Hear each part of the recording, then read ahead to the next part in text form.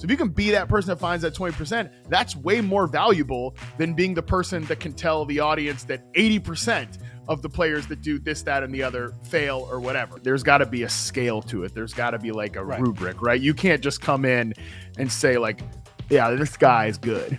So, okay, if you have somebody ranked at wide receiver 25 and I've got them at wide receiver 35 or something, like, what does that mean? Like, what are we trying to say there? On today's episode of the Pretend GM, I got to speak with Matt Harmon of Yahoo Fantasy Sports and Reception Perception. We talked about why you don't need to be a data or film expert to understand this game or how to be successful in fantasy football, how we're oftentimes searching for outlier players in the entirely wrong way, and why holding grudges against players year after year makes us miss out on the best fantasy football picks in our draft, just like you and me. Matt Harmon is a Pretend GM. Dude, it's great to have you on here, man. It's this honestly what I did was like when I had this idea to even do this show, I started looking back at people that had done stuff that was similar to it, and I texted you, like I was binging through all the backyard banter stuff. That was really cool to go back. It's like jumping in that time machine and seeing everybody way back then, seeing you starting from like a different angle. That was like, this isn't even one of the main things I want to talk about on today's pod, but like, what was that like? How did that change you just as an analyst, as a host, everything that you were doing? Yeah, frankly, thinking about it now, and I guess this was what, like 2000 maybe 16, 2017, right, when I was doing that pod. So I'm, significantly older now. I almost feel like, what was I thinking? Doing like some kind of advice-based podcast at that age? Like that's classic mid-20s arrogance, if we're being honest. That's Julio Jones stuff, if I've ever seen it. I really regret saying that. I definitely should have said I was somebody scrappier. No, but I think the funny thing about it is it was definitely like a real learning experience for me too, to talk to a lot of these people. And I think the biggest thing that I learned from it probably was just, there's a lot of different ways, a lot of different paths to like get into this. And there's a small part of me that wishes I could do something like that again. Obviously, as we were talking about before, or when I hopped on, that like there's just not a lot of time in the day, right? But I do feel more like equipped to talk about that stuff now, probably certainly than I was whenever I was like doing that podcast. So I think that the biggest thing though is just learning everybody's different kind of perspectives and paths to this whole thing. Some people, I haven't looked back at like who was even on the show in ages, but I'm sure some people like probably aren't even doing this anymore, because and there's obviously like true staples.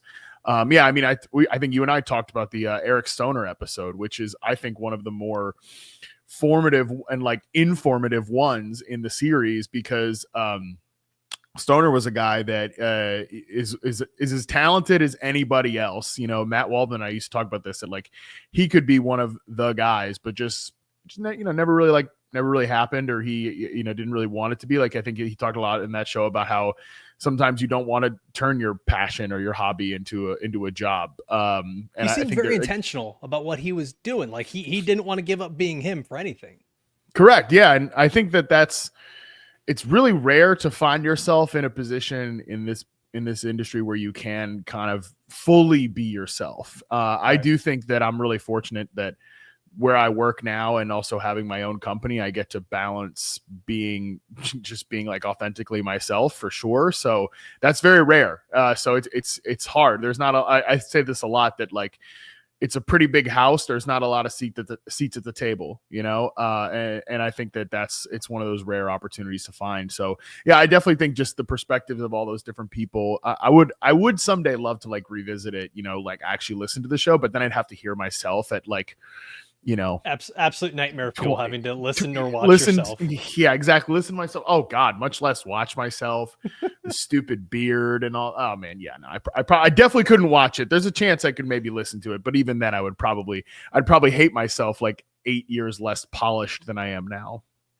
I mean, dude. regardless of like how you looked or felt or sounded then at that time, now I think it's not hyperbole to say this, like you are one of the foremost experts or analysts in this field. Like you are someone that people would love to hear from, whether it's about like career stuff or even just like what we're going to do today, which is just try to bridge that gap between people that play the game and then the people who analyze it. We just have more time. Like, sure, Right. we I like to think we're all kind of smart, but we just have more time than the average person, and I want to bridge the gap here a little bit. And so, what I always like to do is find that common thread between you and maybe someone that is watching or listening. What's something from your background that people probably wouldn't expect because you've done so many different things and you've got reception perception, you're watching film, you're doing analysis, but what's something from your background that totally shaped the way that you approach fantasy football and other people might have that too? Yeah, I think actually, some people might know this about me because I've talked about this on various podcasts. Like how did reception perception get started? I actually, my life plan was not to do this at all. I'm certainly glad this became my life because I actually don't know how the hell the other path would have played out. But my original life plan was I was going to graduate from college, get my undergraduate degree, and then I was going to take a year off and then eventually go back and get a PhD in sociology and social theory, a lot of the stuff that I was working at as an undergrad. And a lot of what I was doing as an undergrad, ironically, a lot of my undergrad research was on taking like older social theories and reimagining them for the digital age, which, my God, that was I graduated in 2013. The world has changed a whole hell of a lot since then. So there's another thing, we could revisit if we had the time machine, but wanted to take a lot of that work and again continue it into like an academic phase. So what I was doing mostly though was taking what was essentially qualitative like realities of social interaction and trying to put it into sort of quantifiable like ways to talk about it and analyze it and be able to compare things one to another. These things that are inherently not quantifiable, try to quantify them.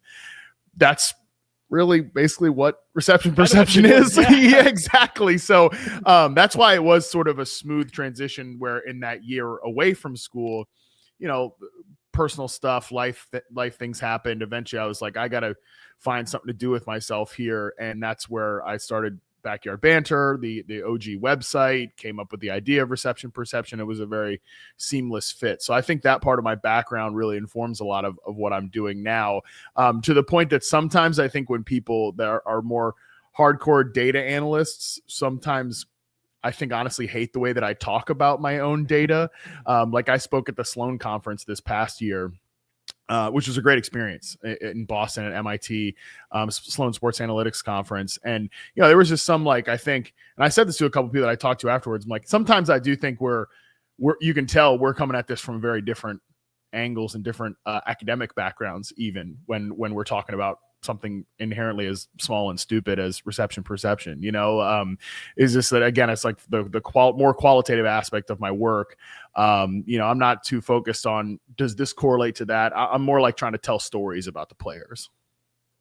I mean, dude, from what you've been able to do, you've taken this from just like a concept to something where people are referencing it constantly, whether it's in their podcast, their writing, just even like bragging to their friends of like, look who I got in the third round of my drafts, bro. Reception perception had him graded like this. Like it's nuts. Like you took an idea and turned it into something. And like that's no small feat. So like I love that you were able to do that. And you mentioned kind of how everyone has their different viewpoints, even when it comes to something as simple as data or something as simple as reception perception. I feel like we learn a little bit from every person we're around, and you have had the opportunity to be at a bunch of different places, whether it's Yahoo, NFL Network. Like you've been, you've been around James Coe, Marcus Grant, Scott Pianowski, Andy Barron, so many like just brilliant people in this industry. What would you say is the best piece of advice you've gotten from one of these guys? Because I know like one of the ones I always hear you reference is Scott Pianowski saying injuries will find you. Don't go looking for them when you're drafting your fantasy football teams. What would you say is some of the best fantasy advice you've learned from a colleague around you? Yeah, and I mean, obviously, I come off the football guys coaching tree just like yourself, So that's I still say to this day. Wow, I just have to sorry Joe and like slap myself on the wrist for not like referencing the company I am at currently. Dude, that's okay. That Thumbs was a down the long video, everybody. Thumbs that down the video. don't thumbs down the video. And look, look, I love Joe, but don't even say sorry, Joe. That was a long time ago, bro. That was a really long time ago. And I was there for kind of like a brief little moment too, because I did go to NFL Network rather quickly afterwards, which, thank God it worked out that way for me. But yeah, no, so I've been around like a lot of great people. In terms of like fantasy advice, I really think I learned a lot. Honestly, I learned a lot from Bloom, and that's why I kind of still jokingly refer to him as my uncle, like in the industry, even to the point that somebody actually asked me, like, you're not actually related to Sigmund, right? I was like, no. Yeah, it was like, we don't look alike. We don't sound alike, anything like that. So no, I'm not actually related, but I do, again, come off of his coaching tree. He is the Mike Shanahan to my, I don't know, Matt LaFleur. I wanted to go with the most handsome head coach possible when I was talking about once again, myself. the humble Harmon strikes again. Yeah, right. This is really going to ruin my reputation as a good guy. But no, I think that I learned a lot from Bloom, just about like more so how to think about the game and how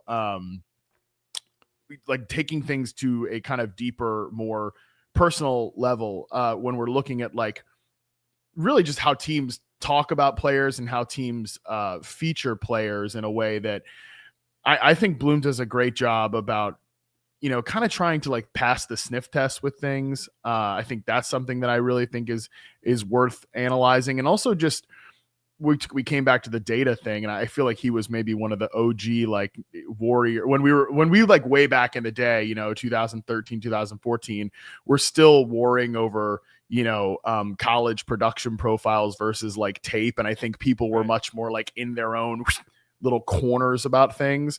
And I was kind of just coming up at that point. So I wanted to be pretty open-minded, even though I definitely obviously went down sort of the film perspective. I think the search for outliers really from Bloom, I think, is something that I learned about. Like, like, does the data point us to this wide spanning conclusion, or like, yes, again, this is an arbitrary example, but like 80% of players that don't do this don't go on to become NFL, starters or whatever. Right. And to me, and I think this, again, Bloom and I were just talking about this with a specific example that I can't remember now, but like, to me, that is the beginning of the conversation, whereas so often it's treated as the end of the conversation when it comes to a specific player. Because okay, all right, 80%. I think at that point it's like, all right, well, case closed. Let's not even talk about it. But there's still 20% in there. And if you can be the type of person that identifies that 20% of players that actually work out to varying degrees, right? Because that's another thing, like player success doesn't mean everything the same for every exact player. So if you can be that person that finds that 20%, that's way more valuable than being the person that can tell the audience that 80% of the players that do this, that, and the other fail or whatever. So that, I think, really went on to inspire a lot of my career from there on. You know what? And Sig came on and he said something very similar. He was the first guest I had here on the Pretend GM for this series. And he said, honestly, a lot of times what we do is we look at the median outcome for a lot of these players and we think that's going to remain the median. Well, we forget about optimism and where this player could go. Like, maybe that is the start of their new floor. And so, I mean, that very much aligns with what you just said here. And I think so much of what happens with fantasy football is like we forget all the intangible parts of this. And totally. Like James Coe was saying it the other day, it's just like we know 10% about these players and maybe even less. Like, what happens when they're having a bad day or like a bad year? Or, I mean, like, let's look at Tyreek Hill, for example. Last year was a struggle off the field for him. It was a struggle on the field as well. Like, these things do correlate at times. And so I think like we forget there's a lot of intangible. There's the dreaded word that a lot of data people hate, vibes, that goes into fantasy football. But to me, that reminds me of like when you first start playing, where a lot of times you'll just look at players that are available to draft and be like, I really like that player. He's on a team I like. It's probably going to have a good season. So that's how I remember when I first started playing. If we go back to when Matt Harmon first started playing fantasy football, what's the difference, the biggest difference between that guy then and this guy now in the way that he views fantasy football and players? Well, I even like, I know about it. So I'll tell you a story about how I got like into my first fantasy league. My childhood best friend, Andrew, he was best man at my wedding. We were like brothers. Neither one of us had a brother. We lived across the street from each other. We were basically each other's brothers. We still are, we're classic, like male best friendship where we'll go months and months and months and months without talking to each other. I haven't seen him in a couple of years, but we'll send each other some stupid memes or whatever every now and again. And like, my wife asks me, what's going on with Andrew? What's going on with his kids? I don't know. I don't know. What do you mean you don't know? Like, well, I don't know. It's like we got on the phone for 30 minutes and talked about like he's a Commanders fan, like why Jaden Daniels is so good or like why Jahan Dotson didn't work out, anyways, but he was the first person who came to me, and this was my, I think, sophomore year of high school. I was like, hey, like we need another person for this fantasy league. Can you take the spot? And I was like, no, I don't want to do that. It sounds fantasy football sounds stupid. So dorky. Sounds so dumb. Like I don't want to do that.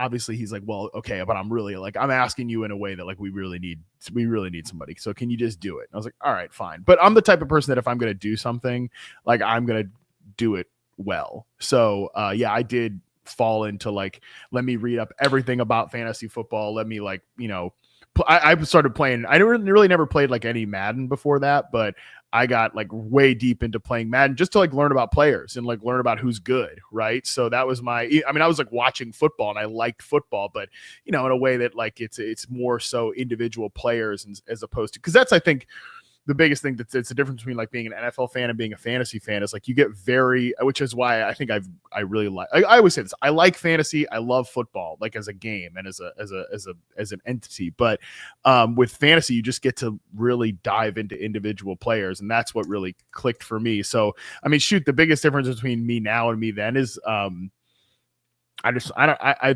actually know I don't think I know what I'm talking about, and can certainly actually put together like a real team. The players on my first fantasy team like were Marvin Harrison. It was the original Marvin Harrison in his one bad year with the Colts, so good timing on that. Like Jamal Lewis with the Browns that one random year. Hey, that was a pretty good pick. So don't oof me, Alfredo. Okay. I don't remember it well, man. All I remember was good Jamal Lewis on the Ravens, and then everything after that was that worked out. That was the random Derek Anderson year. Braylon, okay. Yeah. So okay. So I mean that did kind of work out, but yeah, usually to defend you, even though I just said what I said. Anytime you usually say this guy's random year with the Browns, it doesn't go very well. Yeah. So fair enough, but yeah, I think that. I just understand the league a lot better now from a holistic perspective than I did back then. That's for sure. I know that my love for this kind of started a similar way. It was I had myself and Andrew. His name was Matt. He lived right around the corner from me. We went to high school together. It's always a Matt. We went to high school together. He was my best man at my wedding. Still talk to him all the time. We're in fantasy leagues now. And that started with us. He didn't like football. He was a soccer guy. And I was like, all right, you got to check out this video game, man. We started playing Madden, and all of a sudden he liked football. And that was like, I was playing Madden all the time, doing the franchise mode. I always thought I was like, I can be a GM. This is easy. You just pick players. Sure. Pick the good players. How is that so hard? We used to do this. We used to do the same thing. Like I don't know about you, but I don't play Madden. I don't really play any video games at all because where the hell am I? Where's my time? Yeah, where's my time for that? Right. But I found that a lot in doing backyard banter is that a lot of people, especially like in our age bracket, really did kind of fall more in love with football and just the idea of team building. And I think like with Madden, and I really do think that you can see that in people's analysis. Especially just the whole team building exercise we would do when we got like older in college. We'd come home for the summer and we'd do a Madden franchise draft and like play that out where we'd sim other games in the season and then play against each other inside the division or whatever. So yeah, we were obsessed with that stuff too. I mean, it sparked something in me where it's like I'm a Dolphins fan. I have been since right after Dan Marino retired, so perfect timing. Good timing, I've yeah. yeah, never seen them win a playoff game. But like the one thing you get from that is just constant hope. You hit the off season and you're like, ooh, NFL draft time. Let's go. Rookie prospects. And that was something where every off season I was Mhm. doing all deep dives into who these rookie prospects were. It got me, I mean, as best as you could, trying to find any kind of clips of something on YouTube, like when YouTube Mhm. was basically just cat videos. But that made me like really fall in love with the idea of scouting players. And I got a tremendous opportunity. I started off as an intern, and then I actually got to do like 6 months of working in the scouting department at FIU when John U. Smith came on board. And that was like such Wow. a cool timing for me. Then Mario Cristobal got fired and everyone got let go. And I was like, all right, this isn't for me. I don't want my job to No. rest on one person. But Right. something that you do that's so similar to scouting is reception perception. You chart these wide receivers, you're watching constant film. And I mean, I think, you know, we joke who has time for video games. I think a lot of people would say like, who has time to watch film and study all these players? How did the film watching even start for you where you're just like, you know what? I can just sit here and watch ball, watch these guys, how they're running their routes, how they're getting open. Like where did that love, that passion, or even that process come from for you? Yeah, well, if you have time for to watch the film, you don't have time to play video games. There's like There it a is. there's a correlation there. You're an inverse correlation to time spent on video games versus Yeah. time spent on film. But yeah, I think that it again goes back to that time period we were talking about where in that gap year, what was supposed to be a gap year in my academic journey and ended up just becoming what defined the rest of my life, which was this stuff. Um, yeah, I was working a night job at the time, so I was doing nothing, just sitting in an office, literally doing nothing.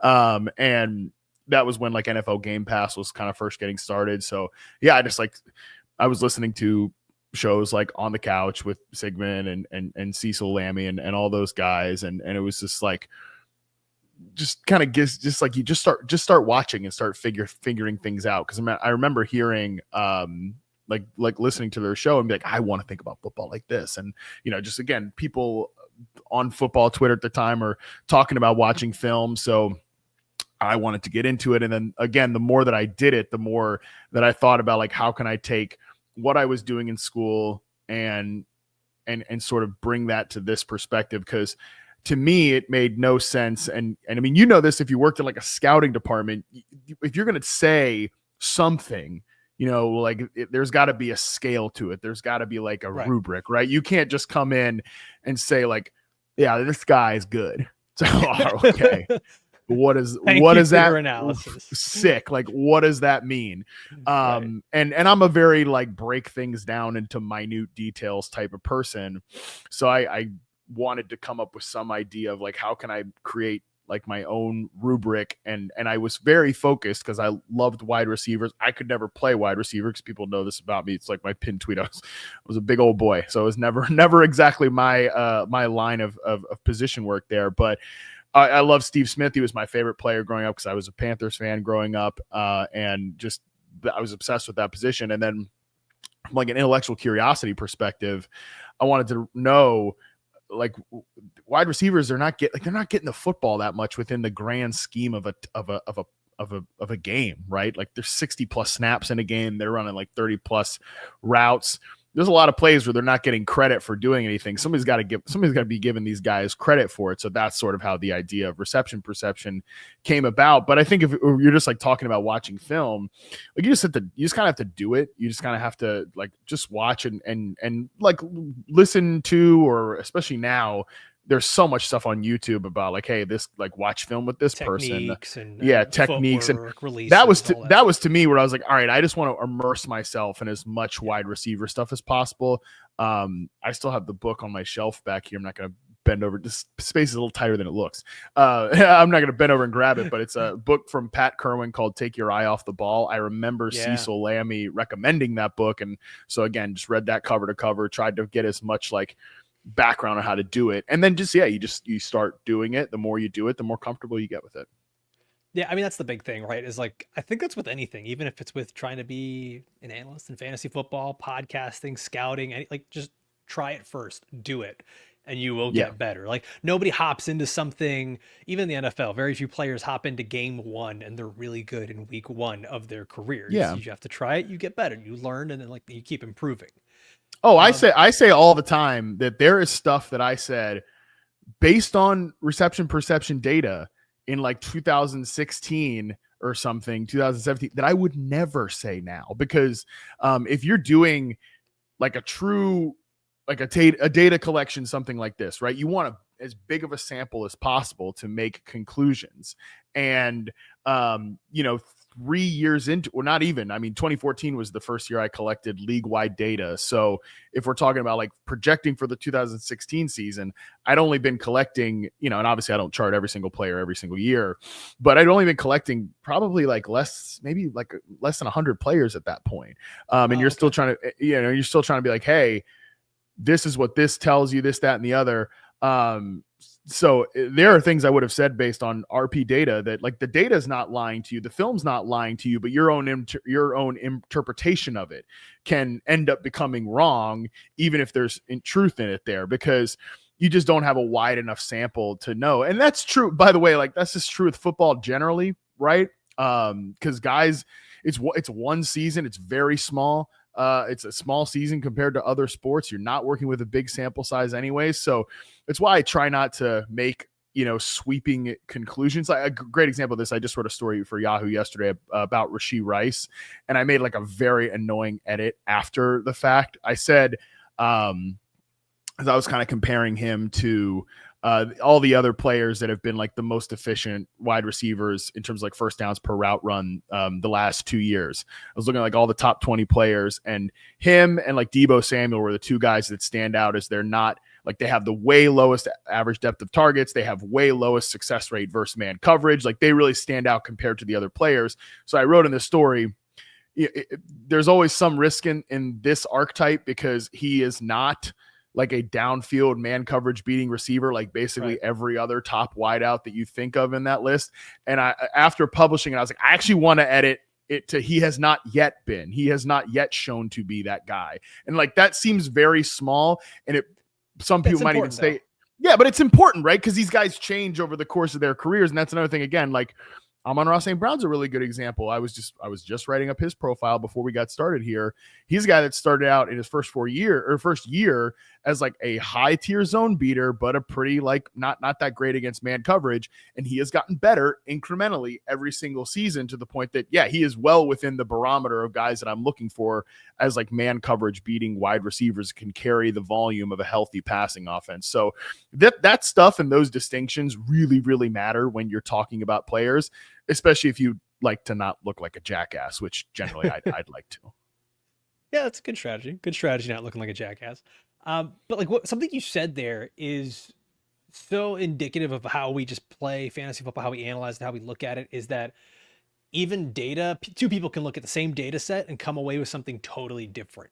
And I think the same is true for like even rankings. JJ and I talked about this the other day, that I can make rankings for an accuracy competition, and then I can make rankings that are more about like, hey, tiers and upside and players. Like there's times where I'll have a guy ranked ahead of someone, but their projection is lower than the person that they're ranked ahead. And so it's kind of like its own language.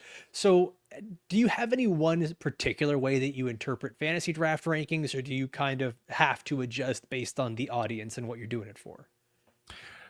Well, yeah, I don't really try to consume too many rankings generally because I think like I've always compared fantasy rankings, which I don't hate rankings, right? I just think that it's like going to a restaurant and getting full on the bread at the beginning of the meal. You don't want to do that. Like you want to save yourself for the appetizers, the main course, maybe even the dessert afterwards if you're feeling like that, that's your thing that night. So to me, it's like it's the first thing that should be a conversation point. Like if you have somebody ranked at wide receiver 25 and I've got them at wide receiver 35 or something, like what does that mean? Like what are we trying to say there? And that to me is what's more interesting about rankings is is trying to tell the audience something, as opposed to, yeah, I want look, the accuracy and all that stuff is cool. We just hired Justin Boone at Yahoo, who's been like an accuracy champ multiple years. But even he's like, well, yeah, rankings are not a perfect tool. And when we're talking about like most to least accurate, there's it's not even that big of a gap, right? Because we all don't really know what's going to happen with this thing. So yeah, I think, to me, I use my rankings more so to try to tell people like something. Hey, if I really think that, Calvin Ridley is going to have a big year with Cam Ward, and even if he projects maybe closer to his ADP, I want to show you, no, like, I want you to use my rankings and draft this guy. Like, I want you to come away with these players in your draft, as opposed to, yeah, I want to be kind of closest to that median bucket. Yeah, I couldn't care less about like how it ends up looking from at the end of the year perspective. I'm more interested in helping people's teams, as opposed to quote, getting it right.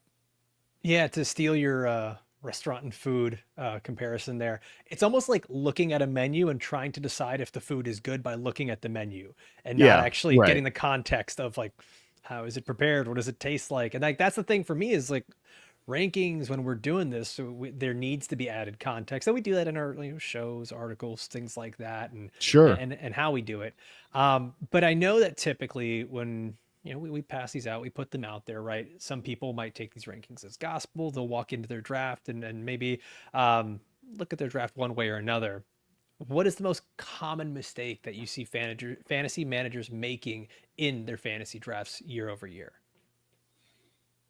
I think being too closed off to guys that have, quote, burned them before. Again, I think it's just assuming what has happened will always happen.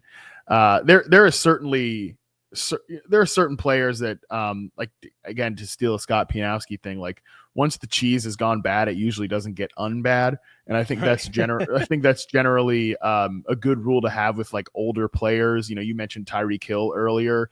He's definitely someone that I think we saw start to decline on an individual basis last year.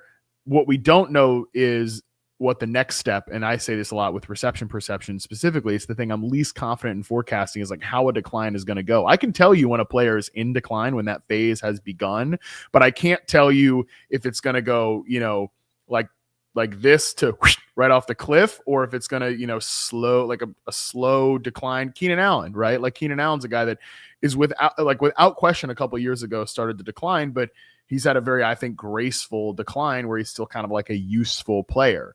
So that's, again, like, that's almost a separate conversation. I'm talking about guys that, are in the middle of their prime, right? And a guy that I see this happen with all the time, just the other day, is Ken Walker, who, like, I mentioned him and we got a bunch of comments of like, absolutely not, no way, he got injured last year, crushed me. And it's like, did he burn you, or is he a bad player? Like, where is it for you?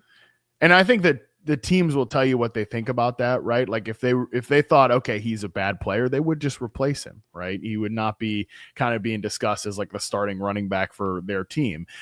So that's, you can use sort of the clues there to help guide you. But yeah, I think guys that are squarely in their prime and are proven good players, like, that's another thing. They are guys that have put it on tape before, they've put it on in the stat sheet before.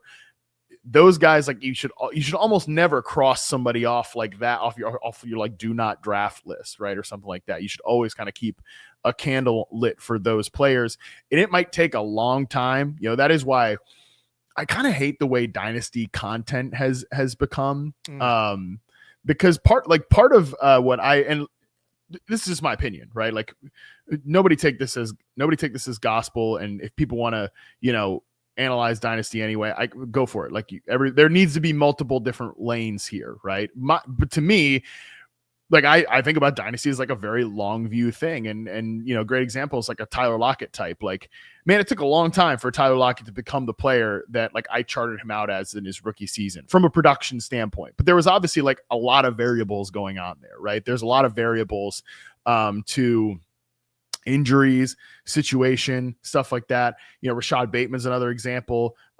He's kind of just starting to recover his career after serious injuries. I also think the mistake you see people make all the time is slamming guys that have been hurt, right? For going out there.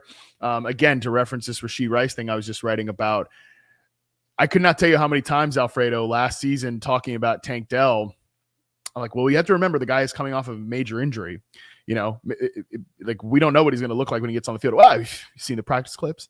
Have you seen what he looks like in training camp? You see the Instagram videos? Looks like he's running pretty well.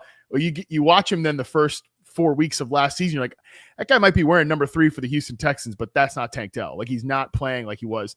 But then you get into the cycle of now the comments are Tank Dell sucks. He sucks. Like he was rookie fluke, this whole thing. So I think that is a mistake that people make too, is just slamming these guys for injuries. Also assuming, now I'm on the injury thing, but because when you actually like spend time with players and talk to players, which not everybody gets to do. I'm lucky to be in that position, but they're all dealing with something. Like people act as if, they're on the injury report. That means they're this. He's a full participant in practice. Like I did the show with Austin, Eckler a couple years ago, and coming on just, hey man, like how you doing? He's like, oh, neck hurts, back hurt, this, just like go down the list of all these things that are bothering him. You get that Thursday practice report, full participant in practice. It's just so you don't really know like what's going on with these guys from like an injury based level. So that's definitely a mistake I see people make all the time. Yeah, I mean, even from the small glimpses we get in like a Hard Knocks or anything like that, most of these guys are always dealing with something. They're in the training room. They're like, who was it? James Harrison that used to spend like 50, 60 grand a year just on like body treatments and stuff like that. Like these guys, they're always dealing with something. And like, that's something I see all the time is people saying, well, I'm going to take him off my board because he's injured. I know that's like a case by case basis thing, right? Is that something, how do you approach that when you're seeing, okay, this guy already has an injury? Do I just like knock him down around in my rankings? Do I take the calculated risk? How is it that you kind of approach that situation? I know it's going to be different for every single player. Yeah. I do think, not to simplify it to your last statement, but it is definitely different on a case by case basis. Like I think approaching these things where there's like people try to pretend there are rules and there just aren't. Like these are human beings. Like these are not numbers on a spreadsheet. Every case is individual. That being said, it is all about sort of calculating that risk, right? And never just, again, like removing risk completely. Like that Tank Dell example is one where, he followed the path of everything that you'd want from a player that had an injury last year, where full participant in the offseason, looking great. The team's talking about him looking great, all that stuff. And then, again, he comes back out and everyone's like, well, what's wrong with Tank Dell? Why isn't he producing for my fantasy team? It's like, well, just watch the guy. And I'm going to say, no, not everybody's got time to do this video games to play, but like watch that guy play and he's just not the same anymore. So like right now, and maybe he is at some point, obviously now he's dealing with another injury. It's a whole nother specific situation, but always like sort of leaving some risk there for the injuries. And like you said with the Scott Pianowski quote, like injuries are going to find you over the course of your fantasy season. Maybe don't be so eager to invest into them going into it. And that's another thing too. Like don't always just assume the most optimistic case. Brandon Ayuk is a great example of a player that I am like Brandon Ayuk's maybe number one fan. I just got burned on it, man. I got him in Scott Fishbowl and I was so excited. And then I hear we're going to be waiting. Oh yeah, well, and that's the thing. Brandon Ayuk, like I said, is one of my favorite receivers. I think when he's right, like that 2023 season for him, he was like a top 10 NFL receiver in the. He's that good, and I would say comfortably in the top 10, not like fringe top 10, comfortably top 10 NFL receiver. I have no idea when we're going to see that guy again, right? I'd certainly bet against it being week 7, of this season. This is the first 6 weeks. He's going to stroll out there week 7. He's just going to be himself. Ricky Pearsall last year, got shot in the friggin' chest after having a not normal offseason. By the way, Tank Dell, people forget this. He also got shot last offseason as well in the leg or something like that. So Ricky Pearsall is, again, he hits the NFL field. He does not look like himself until a long time into the season. So when we're talking about a guy's like usage and per route stats, like yes, they are out there on the field, but what version of them are out there? So just never assuming like, all right, they're out there, they're playing, let's give them the most optimistic projections possible. I think that's misguided. Yeah, I always laugh at the injury and like return to play thing. Because like you mentioned, we had like the Ricky Pearsall thing last year. He comes back, but they have to put him in sort of a gadgety role of just like, let's just get him on the field and get him to do a Yeah, couple of things. Not really his full role, but I always call it the Maddenification of fantasy football, where everyone's like, well, that player 100%. was Yeah, out 6 weeks. They're back, right? They're back. Like, yeah. no, that's not how the human body works, man. Um, Matt, if I had to put you on the spot right here, get you on the pedestal, and you are going to give everyone watching, listening, Matt Harmon's golden rule, the thing that I'm going to put on the thumbnail of this video. What is your golden rule of fantasy football for everyone else to follow? Try not to let this stuff affect your emotions too much. All right, I can Honestly, see the thumbnail right now. It's not that serious, bro. it's not. Yeah, it's really not. Or if you want to be really corny about it, like control what you can control, because Yeah. that's another thing that I think like fantasy teaches us a pretty good lesson about life, that you sometimes do end up directly investing into things that you truly have no control over. You can do all the research, you can do all the work, and you can be dead on right about what you think is going to happen, and you can be right, and then you can end up being wrong, or you can even be right for the wrong reasons. I think about a guy like this is more of a scouting example, but Traylon Burks, right, is obviously he's dealing with another injury. The whole deal, it sucks. I was kind of lower than consensus on Traylon Burks as a prospect, because I thought he would have to fit into a pretty specific role to find NFL success. Honestly, I think what if Traylon Burks got used like Rashee Rice does for the Kansas City Chiefs? I think that actually might have worked out for Traylon Burks. But the Titans see him as he's got the same size as AJ Brown, same kind of physical dimensions as AJ Brown. We're just going to take him and throw him into AJ Brown's vacated X receiver role right away. And that went horribly. And obviously, again, then he had a lot of injuries, things like that. But was I right, or did he just happen to land on the team that I would look right, being a little bit lower on him? And that's another thing too. It wasn't like, oh, you guys, I think he's an undrafted player or something. I just didn't really have him as one of the top receivers in that class, definitely different from all the other dudes that were there, because of that risk factor that, some team, maybe that was the one team, right, Alfredo? Maybe every other team in the NFL, this is probably not true, but maybe every other team in the NFL thought he should be in that kind of Juju Smith-Schuster big slot receiver role. Mm-hmm. So was I right, or this sounds like a crass way to say it, did I just get, quote, lucky that he landed in that one spot? I don't know. Well, I mean, I think that it's that's what goes into the analysis of these players, right? If their skill set is limited, then they really, it's like getting something through a pinhole here. If you have to get a limited player onto a team that has a role available for him, that's just so much tougher to try to project to the next level. So it's super reasonable. I was the same way with Traylon Burks, and I remember when people said the whole AJ Brown thing, I'm just like, no, that's not that. And it felt like the same way with a lot of these guys, man.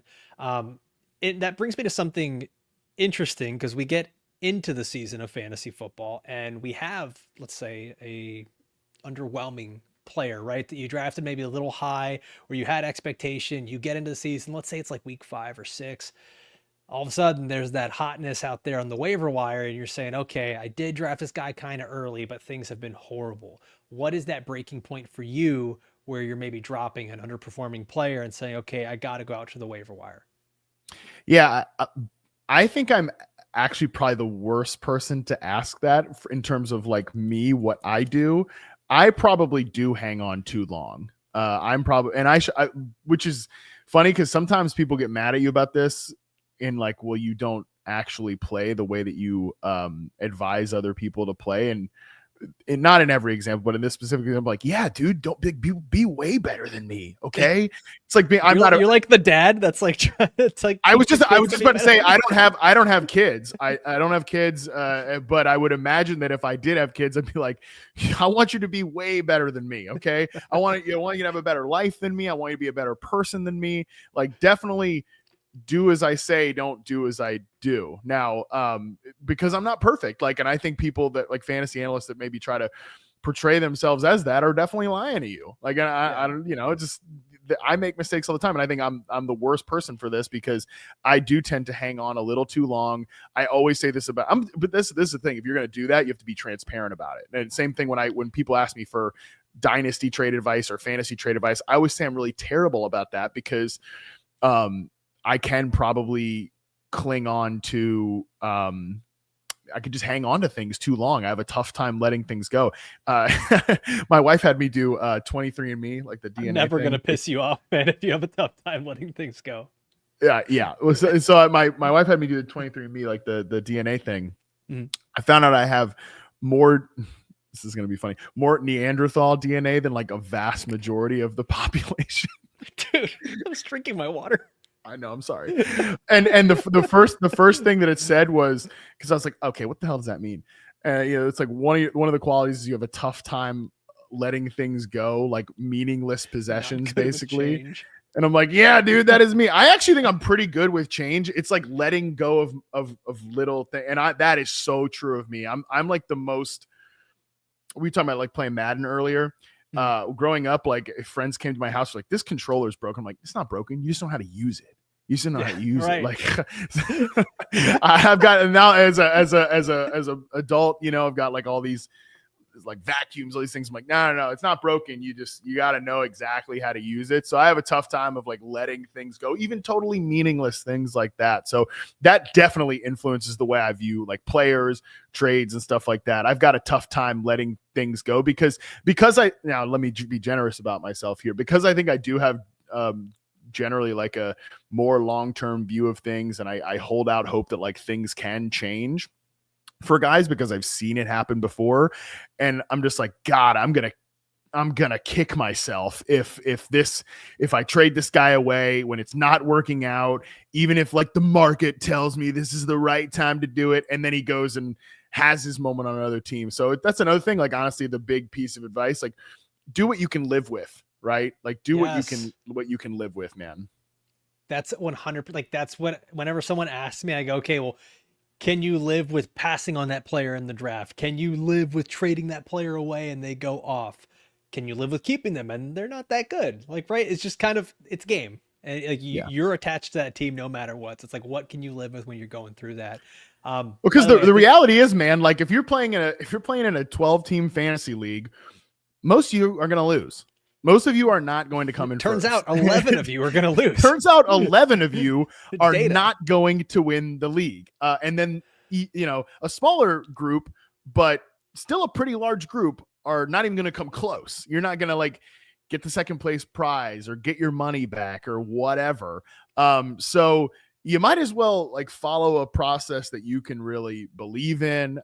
You might as well, like we said, do things that, you can live with, can go to sleep at night. And ultimately, I do think in a way there too, like be a little more risky, right? Because most of you guys are going to lose. And to me, I'm not like putting the silver trophy out. You know what I'm saying? Like I'm either going to win or I'm going to lose. Like that is what it is. So be a little bit more risky and be more open to some of that volatility. That's again, where I'm trying to give you more taglines here than just it's not that serious, bro. But like be open to volatility. Like that is another big there we go for sure.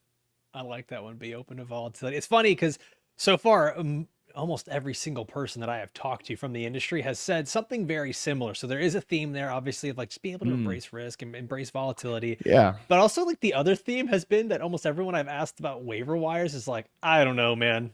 That's I'm the wrong person to ask. Like everyone, we kind of all have the same thing. I think I found our kryptonite in the industry here. Definitely. But you mentioned like trades and I don't want to like keep harping on that, but I think the other thing that we get asked a lot in season, it's always waivers, trades, and then start and sit. And then this always typically early in the year, like no one cares. They're just starting the guys they drafted. And then as the season goes on, it gets a little more complicated. Hey man, I'm one game out of the playoffs. Who do I start here? I just picked up Alexander Madison, and then they'll drop like the guy that they had in the second round of their fantasy draft. And there's always that question of, do I start my stud or do I play the matchup and get this guy that I just got off the waiver wire here? And once again, just like the injury thing, I know this is a case-by-case basis, but do you ever put yourself in the position where you're like, okay, I have this rule and I follow this, just always start XYZ player? Oh, No, I don't think there's like any rules like start your studs or whatever. I mean, I do think there's some truth to that, right? In a way, but that's the thing. Like, who the studs are is like a moving target, right? Think Yeah. about like Puka Nacua in his rookie season. Like, when did we know for sure he was a guy that is a start your studs type? And I'm sure that a lot of people picked up Puka, did not immediately just throw him into the starting lineup every single week. They were probably weighing him against like uh, this obviously is not the same year, but like a Marvin Harrison Jr. type that like I took this guy in the first, which woof, I took this guy in like the late first round, early second round. He's one of my studs. Well, when did we know for sure that like good player, productive player, but not quite in that kind of territory? So that's sort of where I think it's hard to have these like these set rules, that this is what I do. I start my studs every single week because that definition in of itself is not like there's no actual definition of it. There's no it's a very much a moving target for every individual player. I feel like I'm getting like way too nihilistic about this stuff and saying it No, is but like individual case by case, but that is kind of the way it is, man.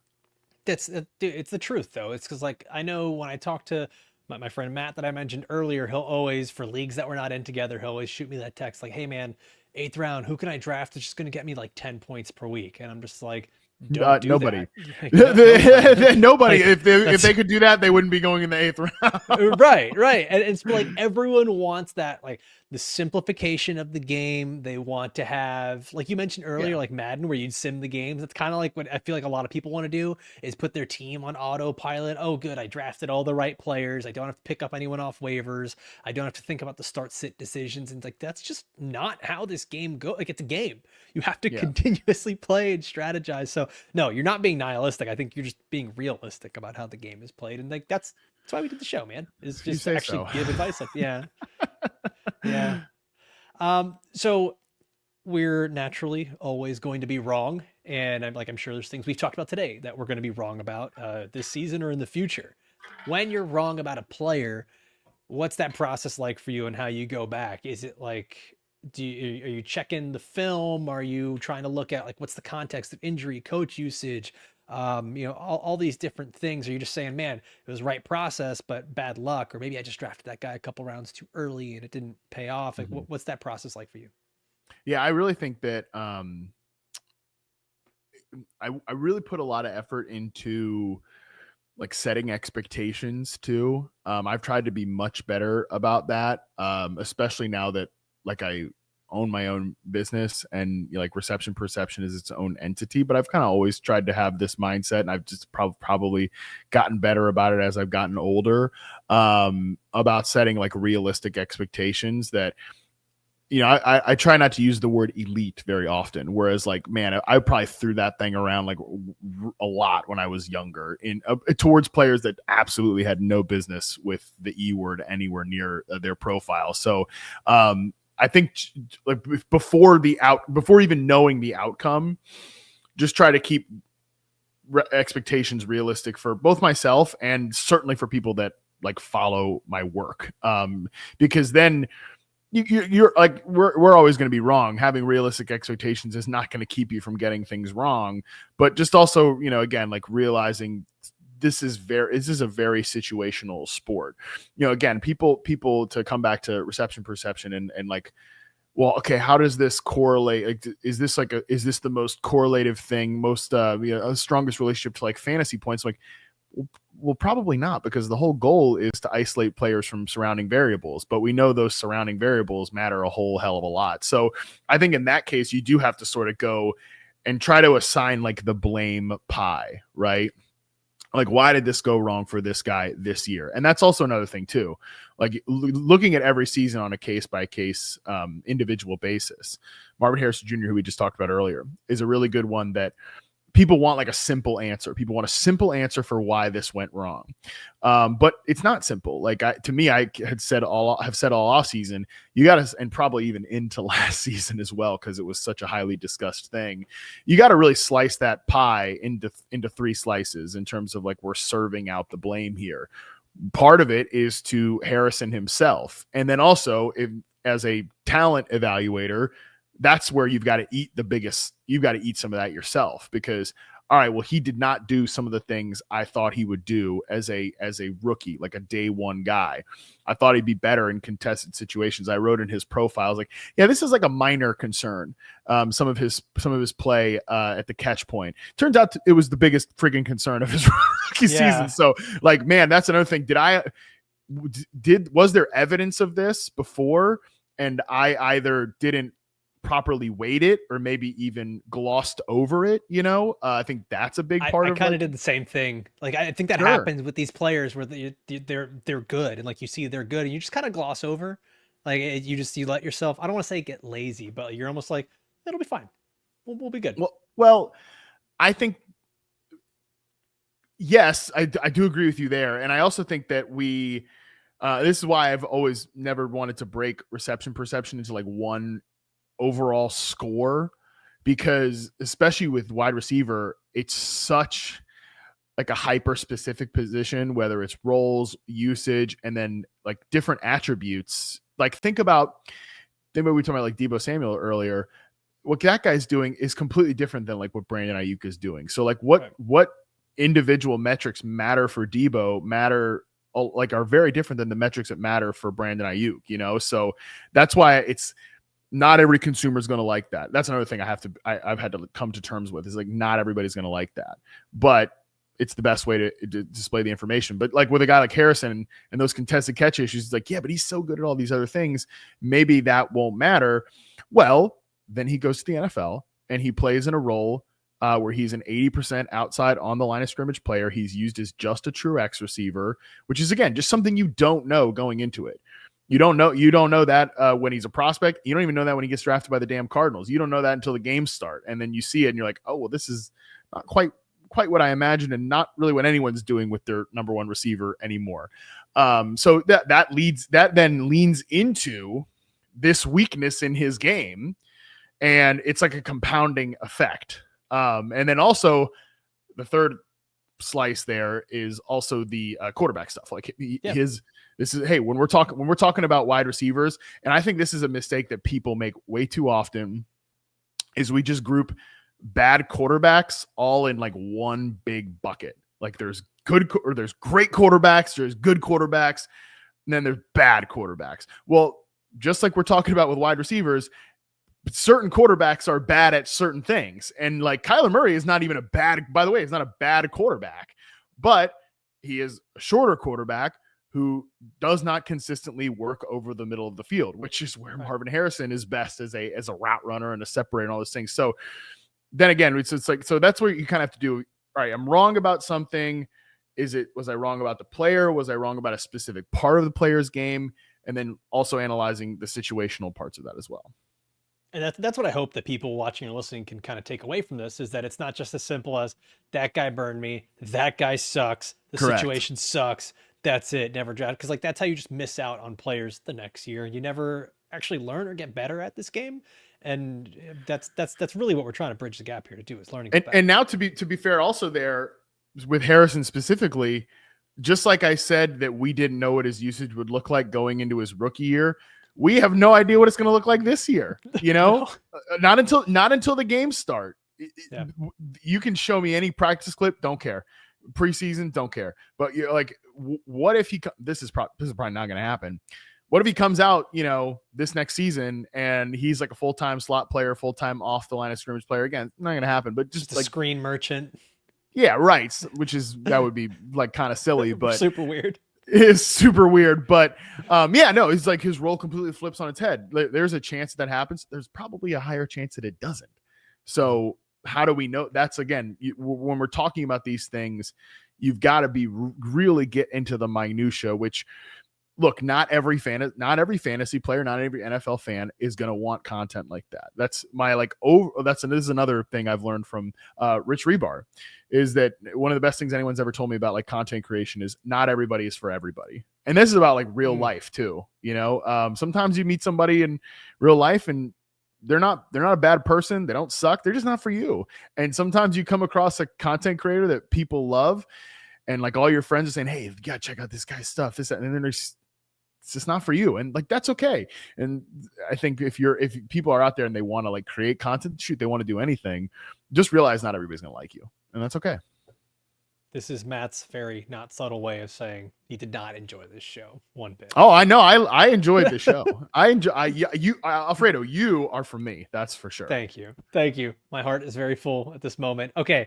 Last question. And then we're going to get some audience mailbag questions here that you actually have no idea what the questions are from these people. But no, I do not. So let's say Matt Harmon, at the age of 98 years old, is now retiring from fantasy football and reception perception. You're riding off into the sunset. What is the thing that you wish you could see more of in this space, whether that's the way people play the game in the industry, whatever it is? What is the thing that you want to see in the future of fantasy football? Oof. Well, number one, I'm confused as why I'm retiring at 98. You're going to do this. You're going to do this when well I'm going into to, your well, 90s. no, I was going to say I'm going to live to 150. So I don't really know why I'm giving up way too soon. I've got to do it for the love of the game into your 90s. It's not even for the money at that point, but you've made so much, you're just going to retire. Ah, man, I think I got 20 more good years of route charting left before I can enjoy my last 30 years on Earth when I die at 150. That Matthew Stafford Immortal Chambers, I'm trying to, you can finance that bad boy. One right here. You can finance that bad boy for a lowly $3,000 a month. Okay, it's basically a Peloton. Like it's not all that different. It's a big deal. There's no way the HOA is going to let me park that thing out there. No. There's no way. No shot. What was your question again? No, like what I hope that like we see more, like what I would hope to see more of at that point. I don't think this is so bad in our circle of the fantasy community, because I think there's a lot of really good, thoughtful people here.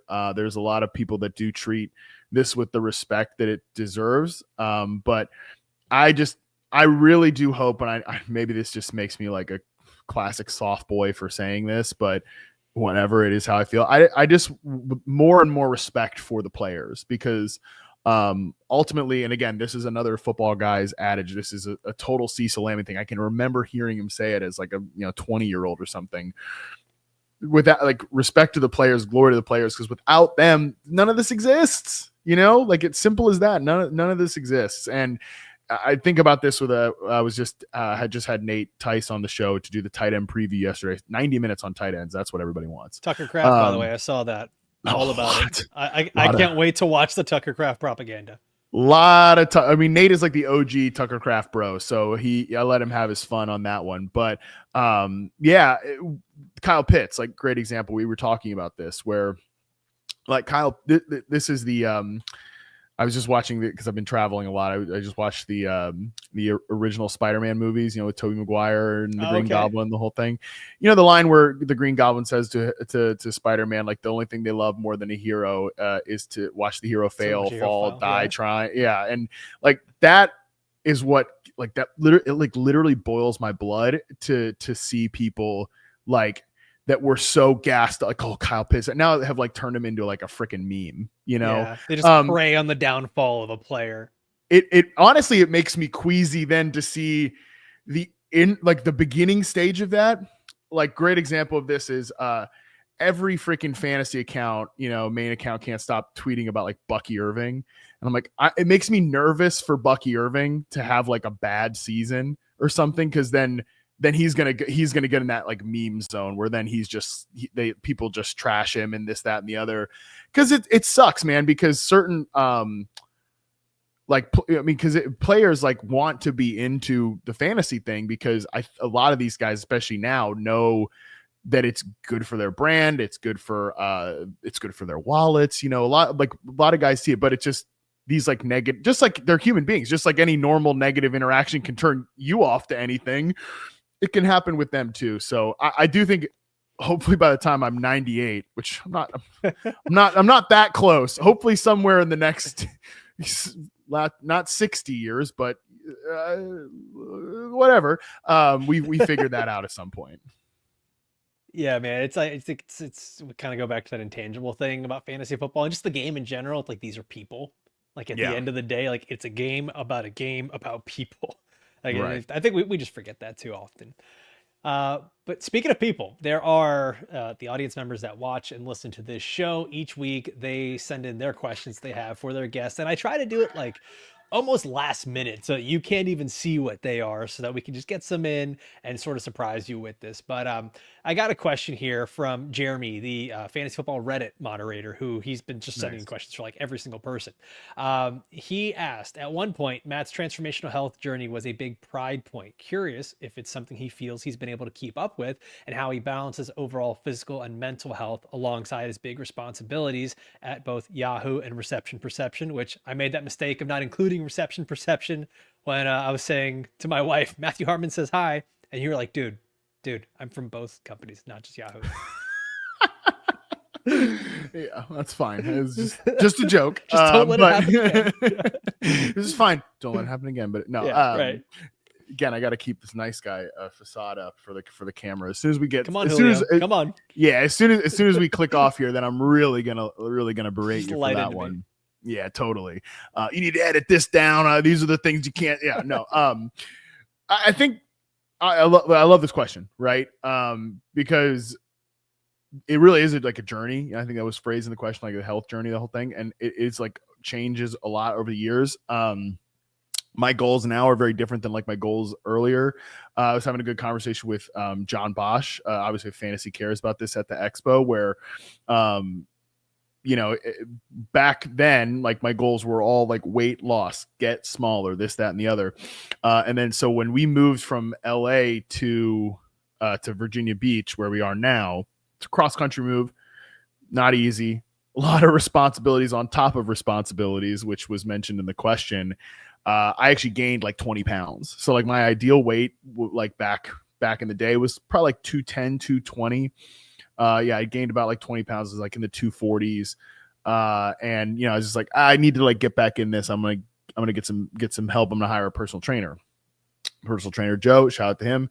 I met with him. I was like, yeah, I want to lose 20 pounds. He's like, yeah, we're not gonna do that. I was like, what do you mean? Like, that's what I want to do. He's like, that's a good trainer though, man. Like the one that can just be real with you. He's like, we're not going to do that. Actually, what we're going to do is we're going to put a ton of muscle on you. So you're probably going to gain 20 pounds. And then we're going to lose 20 pounds from that. And he's like, if you just trust me, if you just stick with me, I promise it will be good. Like you will. And that was a year and a half ago. Yeah, I like gained 20 pounds, lost that 20 pounds again. So I'm like kind of, but I'm definitely lighter than when I first went into him, but like my body looks completely different. So I'm more about like muscle gaining. The diet is much more like locked in from a protein standpoint. And also I think when you're talking about like how you blend this in with work is realizing that this is the most important thing. Like your body, your life, your time on earth, which again, I hope to be 150 years, but we'll see. That's the most important thing. And people think like, oh, if I let this go and like I grind a little bit harder, that I'll be closer to my goals. You won't be. You'll perform better if you are physically healthy, if you are mentally healthy. Your work will be better, your content will be better, your relationship with your consumers, your audience, your coworkers will all be better. I can definitely be a personal testament to that like right now, my work habits, I think my actual output is way better than it was 2 years ago when it was a little tougher, moving back and forth across the country. What's that gym schedule for you? You a morning workout guy? Yeah, this is also, back to the Neanderthal stuff, routines, like strict schedules. I get up every day. I get up and I eat like a high protein breakfast. I walk 10,000 steps every day. So I do it's usually like an hour and a half walk in the morning. I've integrated a lot of stretching into the morning as well. Okay. So that's all before like 9 o'clock. I got to stretch, man. I have, dude, I'm telling you, oh, it's horrible. It will change your life. Okay. I'm telling, I don't know how old you are, but I'm 35. I'm 35, okay, so but like my hips and joints are like 85. I'm 34. So we're about, same age. I started stretching this past year, like I said, the steps in the morning and then immediately stretch afterwards. Totally different person. I do have a Peloton, so not the Immortal machine, but the second level down Right. from that. And yeah, I take the stretching classes like just 10 minutes every day, especially like lower body stuff. Completely different performance, alignment, everything. So yeah, I do that every day, and then I go to the gym. I only go to the gym like 3, maybe 4 times a week. I'm not like in the gym every damn day, but yeah, definitely. It depends. I say like, when am I in the gym? Depends on the time of the year, because you know how it can be with football season. Yeah, no, I get that. Dude, the stretching, okay, that's gonna be the thing that's gonna unlock me. I'm excited about that. Yeah. I'm gonna start stretching a lot more. Oh, Um, people complicate weight loss and health so much. Like, if you just start, and I'm not saying you, but this is like a general perspective. People, it's just like, if you eat real food, yep, eat more protein than you probably are right now, yep. walk way more than you are right now, and stretch, like, you'll be way better off before you get into like lift weights and cardio and all that stuff. See, now I'm just gonna go on a walk right after this, get a nice stretch in, do the whole thing. My We'll get struggle, you and up to just we'll get you up to the weighted vest too. We'll get you into the real there we lunatic go. stuff. Yeah. Which is me, by Dude, the way. I look like an absolute clown walking around the neighborhood with the weighted vest. Like, yeah, dude, it's but just so damn hot in South Florida, man. Like, I can't be that's out there true. for more than 10, 15 minutes. What's the real feel It's right now in South Florida? Like it's 120? yeah, like it's gross. Like it's always around triple digits. It's just terrible, man. So Like you got it's to get up not at great. 5. You got to get up Yeah, at 5 then, and maybe it'll be tolerable. wake up, grind film, go walk, stretch, then play That's it. Madden and avoid all work. There we go. Yeah. Um, okay, other question here, especially because like we've had sort of a weird off season. This is almost perfect timing. This show's not coming out now; it'll come out in a little bit. But we just had the news with Quinshawn Judkins and Isaiah Bond and a bunch of these guys that had legal troubles. And Drew Baby over on Blue Sky is asking, "Will you avoid players you actively do not like as a person?" And I would assume a lot of that might stem from legal issues or things they've said or done or whatever it may be. That's always like a really interesting point because I do see that in drafts sometimes, or even with analysts, they'll just say like, "I'm not talking about that player. That player's off my draft board." Is that something that ever like pops into your mind here? I think so. Yeah, I definitely think so. And I think like less from like, have they said something standpoint or whatever, because man, you start crossing people off your draft Oh yeah, board for it's gonna get pretty light. It's gonna yeah, get pretty light. And look, nobody's perfect. Also, that's another thing. Like, we could all do with a little less fake sanctimony and outrage. Okay. Like, we're all nobody's perfect. But yeah, in terms of like true legal stuff, the Deshaun Watsons of the world. So yeah, I hated talking about Deshaun Watson. I'm like thankful that we don't have to talk about him now, because it's just, and I even think for like, there are guys with like stuff deep in their background that we just like, people just forget about, Jameis Winston, like, who's like a freaking, cartoon meme at this point. Like, people love Jameis. Not a little bit. There's some checkered stuff in the background, right, and right. ironic that everyone's like, oh, fresh breath. We don't have to talk about Deshaun Watson anymore. We got Jameis Winston as the Browns corner. I'm like, well, Well, type in Wikipedia that. Anyways, yeah, so yeah, it's hard to have like a full cross this that off the other. But yeah, there are definitely certain guys that you don't want to like root for. I totally, and that's another thing too. What we said earlier, do with what you can live with, and if that is going to ruin your fantasy experience, don't let somebody like talk you out of it. Like, oh, you're just crossing off, you're sacrificing value. Now, I don't think you need to victory lap like I have seen people do. And see, I told you should be buying Quinshawn Judkins during this. It's like, okay, well, that's gross. I mean, that's pretty gross. But right. yeah, you're not. This is not a stock market. Okay, this is people's lives, and yeah. Thank you. I always hear that all the time, like treating players like I have shares of this player that like this, I have, treat them like it's assets. And that always like bugs me. It rubs me the wrong way. I think it all kind of just goes back to like, have fun Yeah, it's playing the supposed game. to be fun. And if you're not having fun drafting certain, then just don't do it. Like, it doesn't, Yeah. once again, it's not that serious. It doesn't have to And be if you like to play, I come back with the dynasty thing. If you like to play dynasty like a stock market or whatever, and then good for you. Like, you can do it. If another person that you're talking with just likes to draft players they like and root for, okay, like maybe you think you're going to win more championships than the other person. Maybe you won't. We'll see what happens. But we don't need to be mean to each other. It is all supposed to be fun. Man, well, I mean, this has been a lot of fun. This has been a great conversation. I feel like I've learned a lot. I know the audience has learned a lot just from listening to you. And dude, it's just a good time. It's just a good time to talk ball and not really even have to talk anything of like specific player takes. It was just a good time and stretching and all the things I'm going to start doing to make my life better. But Matt, I know that everyone watching or listening already knows who you are, but just, let everyone know like what you guys have going on over at both Yahoo and at Reception Perception as we get into the fantasy football season. Well, I appreciate you having me. Hopefully I actually gave some good answers and didn't ramble too much on these things. Sometimes when it's funny, sometimes when people ask you questions and you're not, even if I know what you're going to ask me, I know what we're going to talk about. And it's not just like put on the autopilot and talk about like Garrett Wilson's routes. Right. It's like, right. I forgot. How do I talk like a normal person? Anyways. So I appreciate you having me. I appreciate, I hope it turned out well. For content, Yahoo Fantasy Forecast over at Yahoo is live 5 days a week, 5 p.m. Eastern from Sunday to Thursday. So you can subscribe to our new Yahoo Fantasy YouTube channel. You can also just listen to it the next day, wherever you get your podcast. We'll be doing that all throughout the course of the regular season. From a reception perception standpoint, receptionperception.com is the place to go. 3 tiers of subscription, so something for everybody. I'm still charting players right now, some actual good players, which is fun, to try to get them up before the season, just so we can get excited about football again, man, because it is rapidly approaching, and I am very excited for it. Yeah, I need this. Like, I can only talk about the sleepers and undervalued players so many times.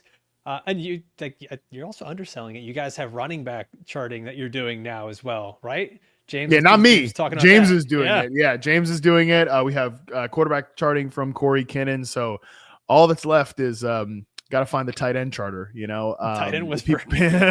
People always like, hey, man, why aren't you charting tight ends? Because I'm like, brother, I've only got so many hours left in the day, and if I can't spend them on video games, I'm definitely not spending them charting any more tight ends. I'll tell you that.